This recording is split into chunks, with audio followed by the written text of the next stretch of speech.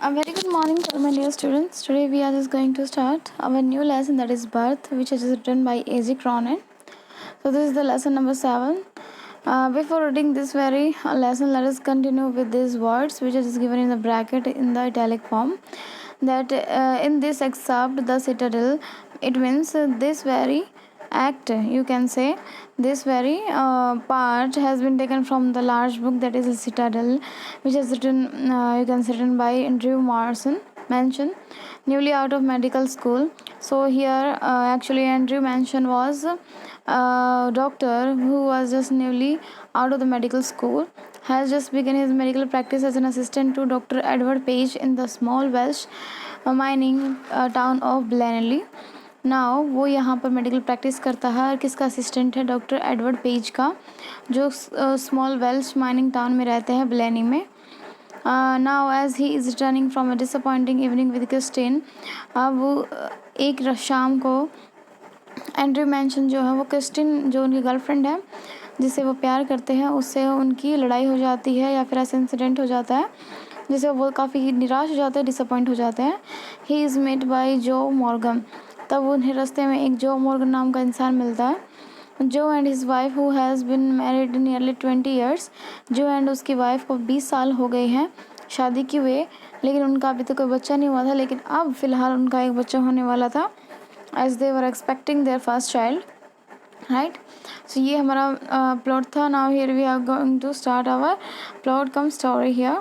दो it was nearly mid night when Andrew reached Bryngower, ये midnight का time था जब एंड्रयू ब्रिंगओवर पहुंचे थे. ही फाउंड जो मॉर्गन वेटिंग फॉर हिम, यानी कि उनकी लड़ाई हो चुकी है अपनी गर्लफ्रेंड क्रिस्टिन से. अब वो रास्ते से जा रहे थे तभी उनको जो मॉर्गन मिलता है जो उनका वेट कर रहा है.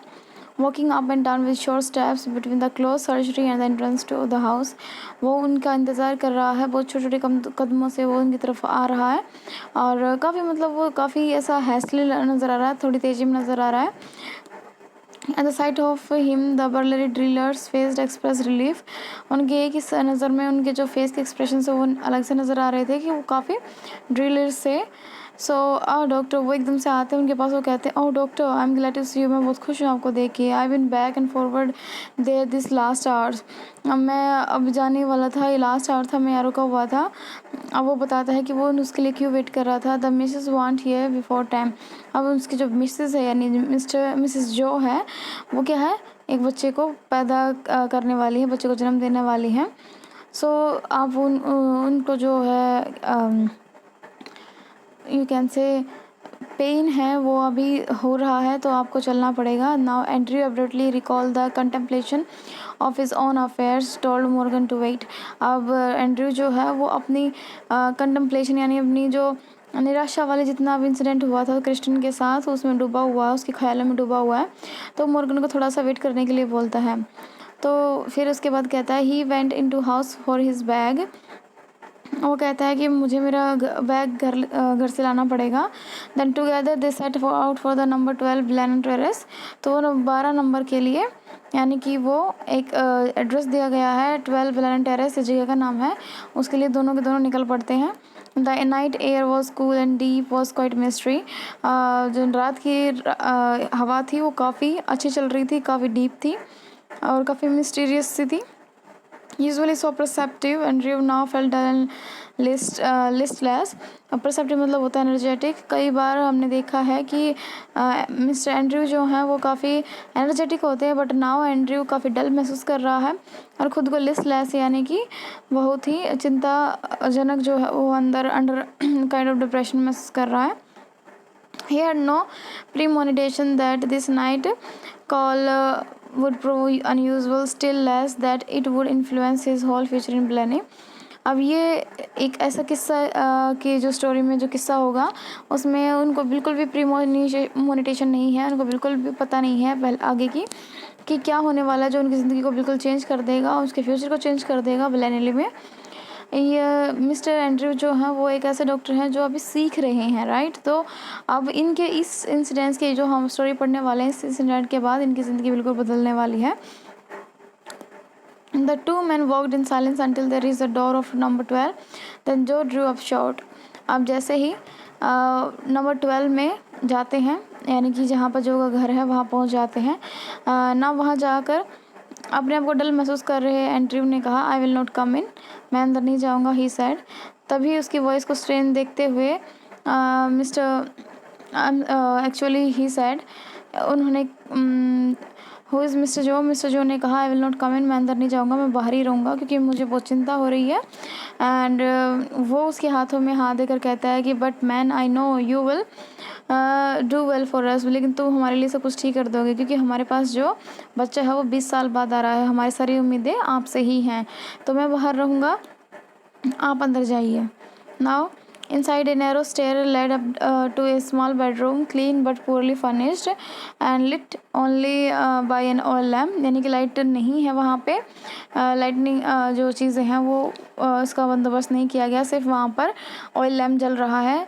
तो वो हमें बताता है कि एक नैरो स्टेयर है, यानी कि एक बहुत विड्थ में कम, यानी कि सीढ़ियाँ हैं वो स्मॉल रूम तक ले जाती हैं, जो क्लीन तो है लेकिन उसमें फर्निशिंग बिल्कुल अच्छी नहीं है। यहाँ मिसेस मुर्गन जो है, यानी कि मिस्टर जो की यू कैन से मदर इन लॉ है, यानी कि मिसेस मुर्गन की मदर हैं, जो काफ़ी टॉल है, ग्रे हेयर्ड है, वुमेन ऑफ नियरली 70 साल की एक बूढ़ी औरत है। And that the stout dearly elderly midwife waited beside the patient, patient यहाँ को है मिसेस मॉर्गन, और एल्डरली मिडवाइफ कौन है, वो नर्स जो उसके पास है। Watching Andrew's expression as he moved about the room, जैसे ही वो रूम की तरफ आ रहा था तो उसके एक्सप्रेशन जो है वो चेक कर रही थी, उसकी तरफ वो देख रही थी। तभी जो बूढ़ी औरत है, यानी कि मिसेस मैसन मॉर्गन की मदर है, वो कहती है, let me make U A cup of T, मैं तुम्हारे लिए एक चाय का कप बना लाती हूँ। Doctor batch set the former quickly after a few month, कुछ देर बाद डॉक्टर के आने के बाद कौन कहती है ये बात कि मैं आपके लिए चाय बना लाती हूँ, ये कहती है मॉर्गन की mother. After that Andrew smile faintly, अब वो बड़ी मतलब फेंटली तरीके से स्माइल करता है। He saw that the old women wise in experience, उनको पता है कि ये ओल्ड वुमेन काफ़ी वाइज है एक्सपीरियंस में। Realise there must be period of waiting, that इनको पता है कि शायद थोड़ा वेट करना पड़ेगा, बच्चे के आने में अभी देर है। She was afraid that he would leave the case, क्या कहीं वो इसलिए डरती हैं कि कहीं डॉक्टर तब तक अपने घर ना चला जाए जब तक बच्चे की डिलीवरी नहीं होती। बट वो चाहते हैं कि जब तक कोई भी दिक्कत ना हो, जब तक ये बच्चा पैदा ना हो तब तक ये डॉक्टर यहाँ से नहीं जाना चाहिए, और कहीं वो ये ना कह दे मैं बाद में आता हूँ, तो इसलिए उन्होंने उसके लिए एक चाय ऑफ़र की। Then don't friend mother, I will not run away, तो वो कहता है कि माता जी आप चिंता मत कीजिए, मैं यहाँ से नहीं भागूंगा। क्योंकि वो इसलिए इतना हैसली चीज़ें क्यों दिखा रहे थे, क्योंकि उनका 20 साल बाद गोद भरने जा रही थी, यानी बच्चा होने जा रहा था। तो कोई भी इतनी सी भी हरकतें मतलब डाउन नहीं करना चाहता था कि बच्चे पर कोई असर पड़े या फिर माँ पर कोई असर पड़े, कोई भी कोताही बरतना नहीं चाहता था। सबके सभी काफ़ी स्ट्रेट थे और बहुत चिंता में थे। Down in the kitchen he drank the tea which she gave him, अब नीचे किचन में जाकर उसने चाय पी। Overwrought as he was, और फिर से ख्याल में खो जाता है। He knew he could not snatch even an hour sleep, he went home, वो सोचता है कि अगर वो घर भी चला जाता है इसे छोड़ कर केस को, तो 1 घंटा भी स्नैच यानी नींद नहीं मिल पाएगी, क्योंकि 1 घंटे से पहले ही बच्चे का जन्म हो जाएगा। He knew too that the case here would demands all his attention, अब यहाँ का केस ऐसा है कि उसकी पूरी अटेंशन चाहिए, वो डॉक्टर को 1 मिनट भी नहीं छोड़ना चाहते। A queer lethargy of spirit came upon him, वो बहुत ज़्यादा आलसी महसूस कर रहा था, क्योंकि ये टाइम पीरियड है सोने का, थके हुए होने का, और इस टाइम पे वो बहुत थका हुआ महसूस कर रहा है। He decided to remain until everything was over, वो सब कुछ ख़त्म ना होने, जब तक उसका बच्चा पैदा नहीं होता तब तक उसने डिसाइड किया कि वो वहीं रहेगा। An hour later he went upstair again, noted the progress made, come down once more, set by the kitchen fire, अब वो 1 घंटे के बाद ऊपर जाता है, फिर प्रोग्रेस को देखता है कि अभी तक तो कोई प्रोग्रेस ऐसी हो नहीं रही है, तो वो दोबारा से आगे किचन फायर के सामने बैठ जाता है। It was still except for the rustle of a cinder in the grate and the slow tick tock of the wall clock, जहाँ वो बैठा हो वहाँ पर सिर्फ कोयले की जो रसल की आवाज़ है, यानी कि कड़कड़ाहट होने की, यानी जैसे ही कोयला टूटता है ना, जैसे गर्म होने के बाद वैसी आवाज़, और उसके बाद टिक टॉक की आवाज़ है जो वॉल क्लॉक की आ रही है। No there was another sound, वहाँ कोई और साउंड नहीं थी। The beat of Morgan's footstep as he paced in the street outside, but हाँ एक थी वॉइस जो बाहर से आ रही थी, जो कि मुर्गन जो थे वो बाहर ही खड़े थे, वो इधर से उधर फुट स्टेप में, चिंता में मतलब यू कैन से अपने फुट स्टेप से आवाज़ पैदा कर रहे थे। So the old woman opposite him sat in her black dress, अब उसके अपोजिट में सिर्फ एक ब्लैक ड्रेस पहने वो ओल्ड वुमन थी जो मुर्गन की मदर थी, सॉरी मदर इन लॉ थी। सो क्वाइट मोशनलेस, वो काफ़ी चुपचाप बैठी थी। Her eye strangely alive and voice probing never leaving her face, वो काफ़ी मतलब ऐसे अलाइव थी, वॉइस भी थी, और बट ऐसा लग रहा था जैसे कि वो काफ़ी मोशनलेस है, उसके अंदर कोई गतिविधि नहीं है, यानी कि वो काफ़ी टेंस है कि बच्चे का अच्छे से जन्म हो जाएगा या नहीं होगा, what are with a happen to them, because it's been a long time period of time at least. जब उनके घर में बच्चा आ रहा है तो कोई भी लेस अटेंटिव नहीं होना चाहता। हिज थॉट वर हैवी मडल्ड, यानी कि यहाँ पे डॉक्टर्स के जो थॉट हैं वो हैवी हैं, काफ़ी मडल्ड हैं, काफ़ी मतलब चीज़ों में हैवीनेस फील कर रहा है वो। The episode he has witness as Cardiff station still obsessed him morbidly, अब उसको बहुत हैवी तरीके से जो कार्डिफ स्टेशन वो स्टेशन है जहाँ पर इसकी और इसकी गर्लफ्रेंड की जो है वो बातें बिगड़ी थी, यानी कि इनके बीच में कुछ डिसअपॉइंटमेंट हुई थी। तो उस बात को देखकर वो फिर से ऑब्सेस्ड हो जाता है और खुद को हैवी थॉट्स के साथ पाता है। ही थॉट ऑफ ब्रैमवेल, फिर वो ब्रैमवेल के साथ सोचता है, कोई foolishly devoted to a man who deceive him sordidly, क्योंकि वो एक दोस्त है उसका ब्रैमवेल, तो उसको भी एक वुमेन ने चीट किया है बुरी तरह से, लेकिन फिर भी वो उसके पीछे पागल है। और फिर सोचता है एडवर्ड पेज के, जिसके अंडर वो अप्रेंटिस कर रहा है, यानी कि डॉक्टर, वो भी एक सर्वेश बेल्डन वो के साथ जो डैनी के हैं उसके साथ वो अनहैप्पीली अपनी वाइफ से दूर ही जी रहा है। इट मीन्स उनको दिखाई दे रहा है कि कोई भी रिलेशन में खुश नहीं है। His reason told him that all this marriages were dismal failures, ऐसी मैरिज तो सारी फेलियर ही हैं। It was a conclusion which in his present state made him wince, अब जो ये वाली सिचुएशन जिसमें वो है really hits as present state है, उसमें वो काफ़ी दुखी महसूस कर रहा है। He wish to consider marriage an idyllic state, अब वो सोचता है कि शादी तो एक ऐसा पवित्र बंधन है जो एक हरी चीज़ों को मुक्त कर देता है। Yes he could not otherwise consider it with the image of Christine before him, लेकिन वो ये सब सोचते हुए सबसे पहले इमेज लेकर आता क्रिस्टन की, यानी क्रिस्टन ने ही उसके अंदर एक शादी की सबसे अच्छी इमेज बना रखी थी। हर आई शाइनिंग टुवर्ड्स हिम, वो उसकी आंखों को याद करता है कि उसकी आंखें कितनी चमचमा रही थी और एडमिटेड नो अदर कंक्लूजन, और उसको कोई कंक्लूजन नज़र नहीं आ रहा था। It was the conflict between his level doubting mind and his overflowing heart which left him resentful and confused, अब वो जो उसका कॉन्फ्लिक्ट था माइंड में, यानी कि एक तरह से द्वंद्व छिड़ा हुआ था, कुछ उसका डाउट्स थे, कुछ उसका ओवरफ्लो थे थॉट्स के, तो ये सारी चीज़ें मिलकर उसके जहन में एक कन्फ्यूज़न पैदा कर रहे थे। ही लेट हिज चिन सिंक अपॉन हिज चेस्ट, अब वो अपनी ठोड़ी को अपनी छाती पर टिका लेता है और अपने जो टांगे हैं उनको स्ट्रेच करता है, यानी कि वो it's a kind of lethargic, यानी कि वो जब कोई आलसी हो जाता है तो उस तरीके से वो बिहेव करता है। And his thought was so filled with Christine, वो क्रिस्टन की यादों में ही खोया होता है। Then he started when the old woman opposite suddenly address him, एकदम से चमक जाता है कि जैसे वो जो ओल्ड वुमन है वो उसको बुलाती हैं। Her meditation has pursued a different course, वो जो मेडिटेशन कर रही थी यानी मोशनलेस थी, वो एक डिफरेंट कोर्स था ताकि वो अपने आप को थोड़ा सा वो यू कैन से काम डाउन कर पाए। Susan said not to give her the chloroform if it would harm the baby. Susan यहाँ कौन है? The wife of Joe. It means Mrs Morgan. Mrs Morgan कहती है कि उन्हें क्लोरोफॉर्म सुंघाना ना जाए ताकि ये बच्चे को हार्म ना करे। क्लोरोफॉर्म क्या चीज़ होती है? जो आपको एक ऐसे केमिकल होता है जिससे सूंघने से आप बेहोश हो जाते हो। She is awful set up on this child, doctor batch. अब जो उसकी बूढ़ी अम्मा है वो ये कहती हैं कि ये इस बच्चे के लिए बहुत ज़्यादा उत्सुक हैं। So her old eyes warmed at the sudden thought, she had added a low tone, we are all I fancy. वो कहती है यही नहीं, शायद हम सभी इस बच्चे के लिए बहुत ज़्यादा उम्मीद कर रहे हैं। ही कलेक्टेड हिमसेल्फ एन एफर्ट, अब वो अपने अंदर एक एफर्ट जो है, एक कोशिश जो है वो जागृत करता है। It would not do any harm, वो कहता है कि क्लोरोफॉर्म किसी को हार्म नहीं करेगा, ये तो एनेस्थेटिक है, एनेस्थेशिया है, जिससे वो सुन्न कर देगा, अदरवाइज़ कुछ नहीं होगा। He said kindly they will be alright, वो कहता है कि सब कुछ ठीक होगा। Here the nurse's voice was heard calling from the top landing. Andrew glanced at the clock. अब यहाँ पे नर्स की जो वॉइस है वो उन्हें बुलाती है, विच शोड 3:30 यानी कि 3:30 हो चुके हैं सुबह के। He rose and went up to the bedroom, और वो वहाँ से उठता है और बेडरूम की तरफ जाता है।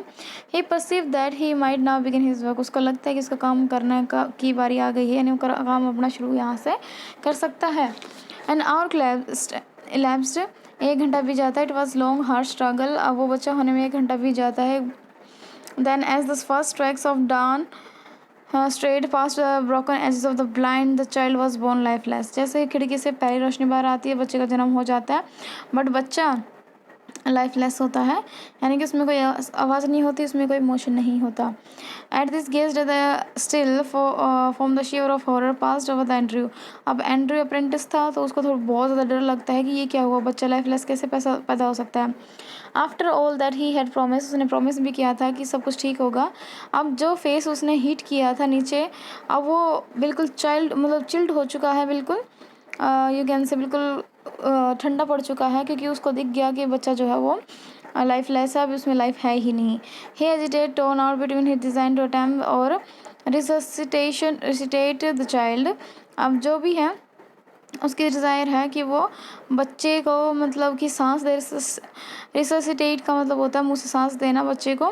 And his obligation towards the mother, जो ऑब्लिगेशन उसने यानी जो ड्यूटी है उसकी अपने मदर की तरफ, उसके मदर की तरफ वो निभाए। Who was her self in desperate state, वो भी काफ़ी डेस्परेट, यानी कि अभी तक वो भी बेहोश ही है। यानी कि the dilemma was so urgent he did not solve it consciously, यानी कि अब क्या है, जो डिलेमा है वो इतना अर्जेंट है कि उसको सॉल्व करना चाहता है, बट वो सॉल्व नहीं कर पा रहा है। Blindly, you can say blindly instinctively he give the child to the nurse and turn his attention to the Susan Morgan. अब वो बिल्कुल ऐसे ही अंधेरे में मतलब बच्चे को दे देता है नर्स को, और सुजन मॉर्गन की तरफ पूरा का पूरा ध्यान दे देता है, क्योंकि मदर की जो जान है वो जाने ज़्यादा ज़रूरी है। सो हिज हेस्ट व desperate, a frantic race against her ebbing strength. It took him only an infant to smash a glass ample and inject the medicine. वो क्या करता है, बच्चे को जैसे उसको देता है वैसे ही एक गिलास मतलब एक दवाई की जो शीशी है उसको उसका ढक्कन खोल के यानी कि उसमें से मेडिसिन अपने इंजेक्शन में भरता है। Then he flung down the hypodermic syringe and worked unsparingly to restore the placid women.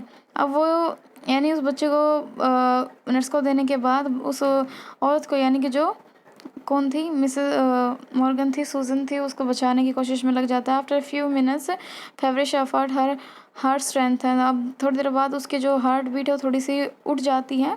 थोड़े एफर्ट्स के बाद he saw that he might safely leave her, उसको लगता है कि वो उसको छोड़ सकता है। ही swung around in his shirt sleeves, वो अपनी जो स्लीव्स हैं वो उनको चढ़ा देता है। His hair sticking to his damn brows, अब जो हेयर हैं वो बिल्कुल स्टिक हो जाते, चिपक जाते हैं उसके ब्राउज पे, क्योंकि वो पसीने में तरबतर है। फिर उसके बाद वो देखता है कि अभी तो जो मदर है चाइल्ड की वो अभी ठीक है, तो अभी चाइल्ड पर ध्यान दिया जाता है। तो वो पूछता है कि चाइल्ड कहाँ है। The midwife made a frightened gesture, she had placed it beneath the bed. अब जो मिड वाइफ है वो इतनी डरी हुई होती है वो इस जेस्चर से उसने, क्योंकि उसने जो बच्चा है वो बेड के नीचे रख दिया है। In a flash Andrew knew nail down, अब थोड़ी सी रोशनी के साथ मतलब वो उस लैम्प को लेकर बच्चे को देखने के लिए नीचे झुकता है। Fishing Among Us the sudden newspaper below the bed. Now अब बिल्कुल उस न्यूज़पेपर पे रखा हुआ था उस बच्चे का, तो उस बच्चे को वो बाहर निकालता है। अब बॉय जो कि लड़का है, परफेक्टली फॉर्म्ड, बिल्कुल अच्छे से बना हुआ है। The limp warm body was white and soft as tallow. Tallow होता है कुछ एनिमल्स का वेस्ट होता है, फैट होता है, जिसको पिघला कर सोप बनाए जाते हैं, कैंडल्स बनाए जाते हैं। तो बिल्कुल उस मोम की तरह वो बच्चा लग रहा था, बिल्कुल वाइट और सॉफ्ट। कोड हेस्टेसली स्लैश्ड ले लाइक ए ब्रोकन स्टीम, और जो वो जिस और नाल से स्लैश जिसे हम कहते हैं ब्रोकन स्टेम की तरह लग रही थी, टूटे तने की तरह लग रही थी। The skin was of A lovely texture, जो स्किन थी उसकी वो काफ़ी लवली थी, बहुत सुंदर लग रही थी। स्मूथ एंड टेंडर, काफ़ी स्मूथ थी और कोमल थी। The head लॉल्ड on the thick neck, but जो उसका हेड है वो ऐसा लग रहा था जैसे काफ़ी झूल रहा है, यानी कि काफ़ी वी कैन से नाजुक लग रहा था। द लिम्स सिम्ड बोनलेस, जो उसकी शरीर है, लिम्स है, मांसपेशियाँ, वो बोनलेस लग रही थी। नाउ स्टिल नीलिंग, अब वो अभी भी वो घुटनों के बल बैठा हुआ है। And stayed at the club child, sorry, stayed at the child with A haggard frown, वो काफ़ी मतलब ये फ्रॉनिंग होता है त्योड़ी चढ़ाना। तो एंड्रयू जो है बच्चे की तरफ देख रहा है बहुत उत्सुकता से कि किस तरीके से उसको ठीक किया जाए, बिकॉज ये बच्चा बहुत दिनों के बाद आया है यहाँ पे और हर कोई इससे चाहता है कि ये सही हो, सही सलामत हो। और सभी के चेहरे पर अभी टेंस है, सभी टेंस हैं। तो वो कहता था whiteness meant only one thing, asphyxia pallida, and his mind unnaturally tense raced back to case he once had seen in the Samaritan and to the treatment that he has been used. अब वो Samaritan में एक जगह है जहाँ पर उसको ऐसा ही केस दिखाई दिया था जिसमें उसको pallida what do mean by the pallida means the suffocation. वो फील कर रहा था कि बच्चे को ये कंडीशन तब आती है जब वो दम घुटा हुआ महसूस करता है और उसमें लैक ऑफ ऑक्सीजन होती है। यानी बच्चा पैदा करते हुए जब माँ अपना जो नेचुरली तरीके से वो बेहोश हो जाती है या फिर कुछ भी ऐसा हो जाता है जिससे बच्चे की तरफ जो ऑक्सीजन है वो पहुंच नहीं पाती, तब ऐसा केस होता है। Get me hot water and cold water. अब जो एंड्रयू है वो कहता है कि मुझे hot water and cold water दोनों दो। किसको बोलता है? नर्स को। नाउ ही थ्रू,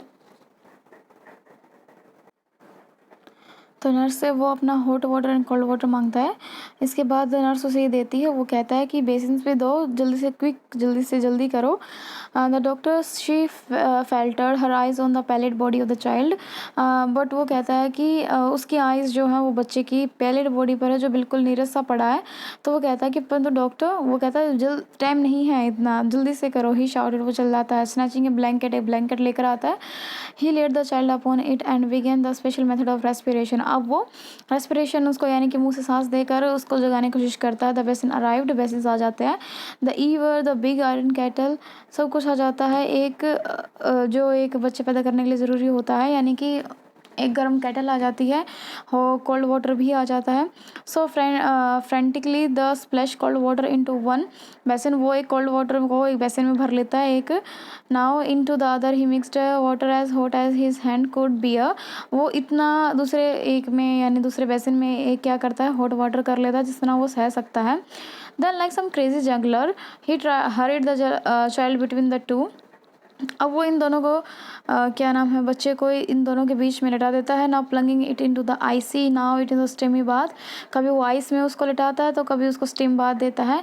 15 मिनट्स बाद वो यही करता रहता है, 15 मिनट तक। Sweet was now running into Andrews eyes, अब पसीना इतना ज़्यादा आ चुका है कि वो उसकी आंखों में से भी तब उसकी आंखों में से भी वो पसीना जा रहा है, ब्लाइंडिंग हिम, जो उसको धुंधला दिखाई देने पर मजबूर कर रहा है। उसकी एक स्लीव है वो भी नीचे आ जाती है। अब उसकी जो ब्रीथ है वो काफ़ी हाफ फ्री है, यानी कि वो हाफ रहा है। But no breath came out from the legs body of the child, लेकिन ये कोशिश भी बेकार दिख रही है क्योंकि बच्चे की जो बॉडी है वो बिल्कुल काम नहीं दे रही है, बिल्कुल भी ब्रीथ नहीं कर रही है। A desperate sense of defeat passed on him, a raging hopelessness, अब उसे लग रहा है कि यहाँ उसकी हार हो जाएगी और अब यहाँ कोई होप नहीं है।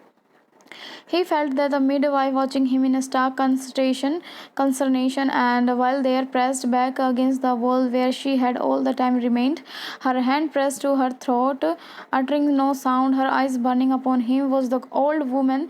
He remembered her longing for the grandchild as great as he had been daughter's longing for this child, old as so now futile beyond remedy.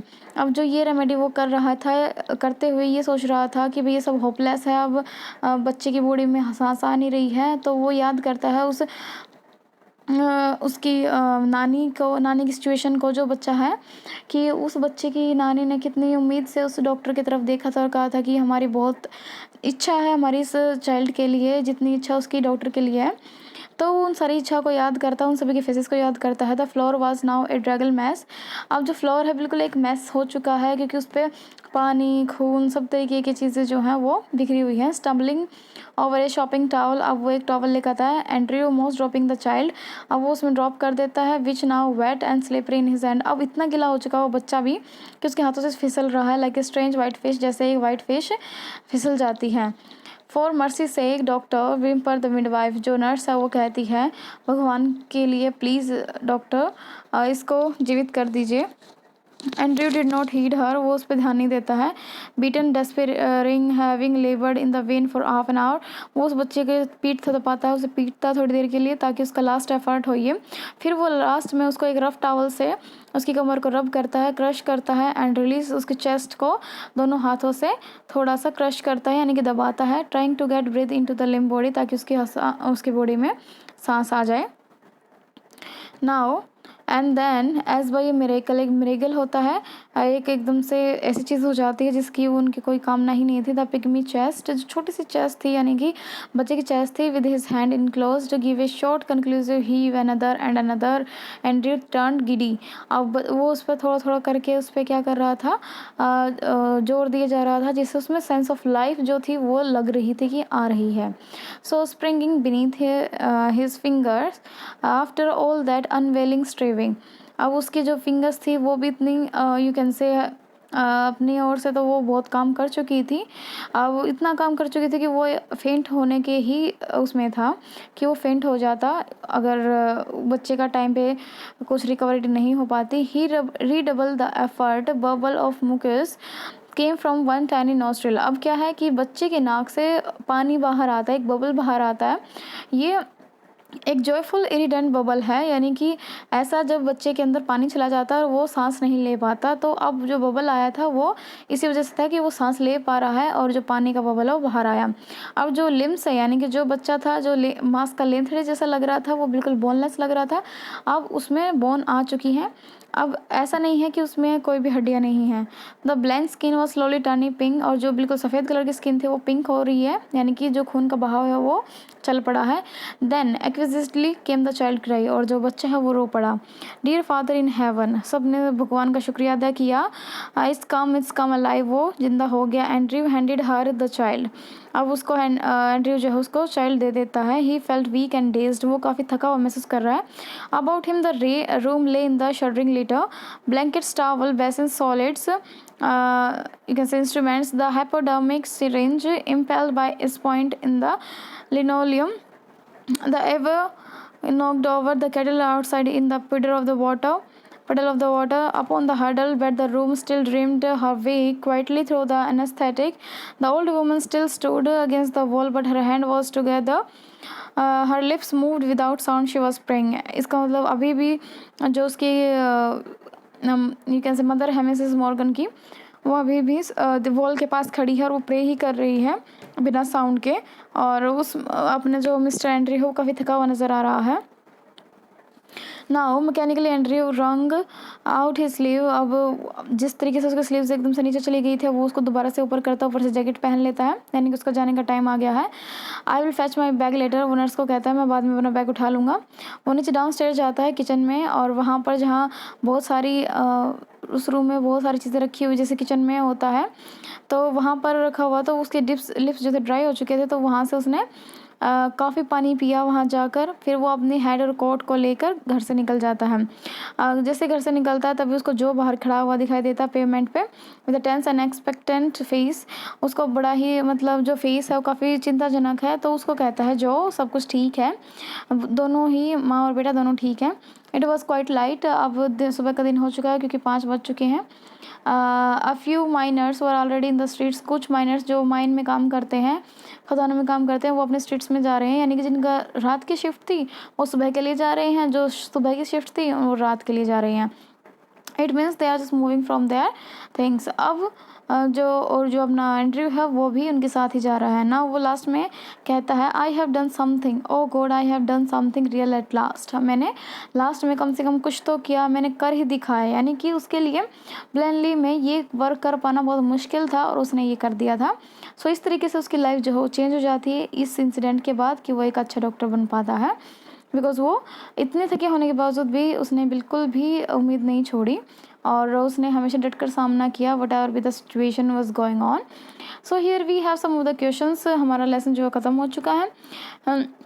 Now वो लास्ट में कहता है, जैसे क्वेश्चन नंबर 1 यहाँ है, I have done something, oh God I have done something real at last, मैंने किया, मैंने कर ही दिखाया एट लास्ट। ऐसा वेंड्री क्यों कहता है? क्योंकि उससे पहले वो सीख रहा था और इस सीखने के तवज में वो इतना बड़ा सोच भी नहीं पा रहा था कि वो किसी के इस तरीके से जान बचा पालेगा, सॉरी बचा पाएगा। सो इस तरीके से हम उसने गॉड को कहा कि हे भगवान, उसने कुछ किया। And there is a great difference, textbook medicines and the world of practicing physician discuss। क्या यहाँ एक बड़ी लाई है कि difference between the text book medicine, यानी कि एक तो आप टेक्स्ट बुक में जो चीज़ें पढ़ते हो, एक प्रैक्टिस उस चीज़ की करते हो, तो उन दोनों में काफ़ी अंतर है। तो यहाँ चीज़ हमें देखने को मिलती है, अगर वो पढ़ाई में ही लगा रहता और प्रैक्टिस नहीं करता, then it could not be easy to find himself as a great doctor that he will save the life of a lifeless child, right. Now third here says, do you know of an incident when someone has been brought or back to life from the brink of death through medical help? Discuss the procedure। तो आपको वो सारी चीज़ें बतानी है, किसी को कोई ट्रांसप्लांट हुआ हो या फिर कोई रीजनरेट हुआ हो, sir you have to tell all these things in your you can say experience, you have to hunt it down। So this is all about the chapter that is birth। So I hope this has been clear to you, and this very title has been very you can say contain a significance, which is written by A.C. Cronin, and this is the excerpt of the part from the Citadel, and the entry mention is the main character and other one are the sub partial characters। So we will meet in the next video. I hope this has been clear to you. Thank you.